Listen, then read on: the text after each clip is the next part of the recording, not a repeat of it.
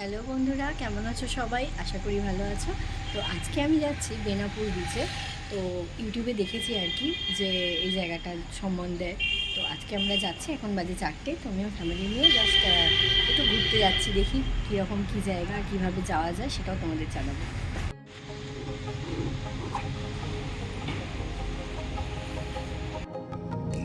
এই জায়গাটা হচ্ছে উলুবেড়িয়া চেকপোস্ট। এখান থেকে সোজা যে কোলাঘাটের রাস্তাটা চলে গেছে, এই রাস্তা দিয়ে কিন্তু যেতে হবে। তো যাওয়ার পথে আমরা একটু পেট্রোল পাম্পে দাঁড়িয়েছিলাম, রিলায়েন্স পাম্প। এটা ওই বাগনানের একটু আগেই পীরতলা বলে জায়গায় আছে। তো এখানে একটুখানি আমাদের গাড়িতে একটু প্রবলেম হচ্ছিল, তো সেজন্য একটুখানি দাঁড়িয়েছিলাম। তো এখান থেকে আবার আমরা যাওয়া শুরু করলাম। আসলে হঠাৎ করে প্ল্যান, তো তাই 4টের সময়তেই বেরিয়েছি, তো অনেকটা সন্ধ্যা হয়ে গেছিলো।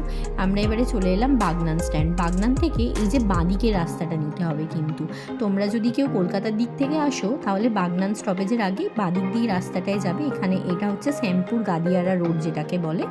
এইটা কিন্তু এই শ্যামপুর গাদিয়ারা রোড হয়ে তোমাদের সোজা যেতে হবে। এই রাস্তাটা, এই যে ব্রিজটা আছে একদম, এই ব্রিজের ওপর দিয়ে গিয়ে ব্রিজটা পেরিয়ে যেতে হবে। গুগল ম্যাপ ফলো করে আমরা যাচ্ছিলাম ঠিকই। এটা হচ্ছে বাগনানের ওই ব্রিজটা, নিচে হচ্ছে বাগনান স্টেশনের যে ট্রেন লাইনটা ওটা আছে। তো এরপরে আমরা এই শ্যামপুর রাস্তা ধরেই যাচ্ছিলাম। এটা খালোর বাগনান, খালোর কালীবাড়ি। তো আমরা যেটা গুগল ম্যাপে দেখছিলাম ওটা কিন্তু আনটিলা হয়ে দেখায়। তো আমরা আনটিলা দিয়ে যাইনি, এখান থেকে জিজ্ঞাসা করে আমরা নুনটিয়া মোড় এসেছিলাম। এটা হচ্ছে নুনটিয়া এই জায়গাটার নাম। নুনটিয়া থেকে আমরা ডান দিক নিলাম। আসলে এই রাস্তাটা গাড়ি যাওয়ার জন্য বেস্ট। আর গুগল যে রাস্তাটা ওদিকে দেখায় ওটা কিন্তু রাস্তাটা খুব খারাপ।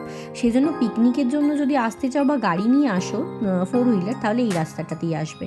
এই যে আমরা ডেস্টিনেশনে পৌঁছে গেছি, যেটা হচ্ছে বেনাপুর বিচ বলছিল, মানে গুগলে তো সেটাই দেখলাম, বেনাপুর বিচ বলতে পারো। বা এখানে হচ্ছে নদীর, এইটা হচ্ছে রূপনারায়ণ নদী। তো আমরা আস্তে আস্তে কিন্তু সূর্য ডুবে গেছিলো, ভাবলাম সূর্য ডোবাটা দেখবো, অসাধারণ লাগলো কিন্তু এখান থেকে সূর্য ডোবাটা। যাই হোক, তো দেখতে পেলাম না, তার মধ্যেই আসলে শীতকালের বেলা তো তাড়াতাড়ি সন্ধে হয়ে যায়। তো একদম দেখো ছবির মতো লাগছে অন্ধকার। আর এই যে জায়গাটা দেখছো, নদীতে কিন্তু প্রচুর ভাঙন হচ্ছে। এই জায়গাটা দেখলে মনে হবে না পুরো নদীর ওপরে একদম ঝুলে আছে, রীতিমতো ভাঙন হচ্ছে এখানে। তো এইখানে সন্ধ্যের দিকের এই যে সময়টা, সূর্য এই সময় ডুবে গেছে, কুয়াশাও বেশ। তো এখানে অনেক কিন্তু দোকানপাটও দেখলাম। পিকনিক করতে চাইলে এখানে এসে ওপেনলি পিকনিক করতে পারো। ক্যাটারিং এখানে সামনেই মার্কেটের মধ্যে ডেকোরেটর ভাড়া পাওয়া যায়। তো ওখান থেকে ডেকোরেটরের ওখান থেকে কথা বলে কিন্তু ওরা জিনিসপত্র সব অ্যারেঞ্জও করে দেয়। এখানে দেখছো অনেক বাইকার্সরা এসছে, আর ছোটো ছোটো অনেক কিছু দোকানও আছে। তো বেশ ভালোই লাগলো। যারা তোমরা পিকনিক করতে আসতে চাও, খুব কাছে আসতে পারো।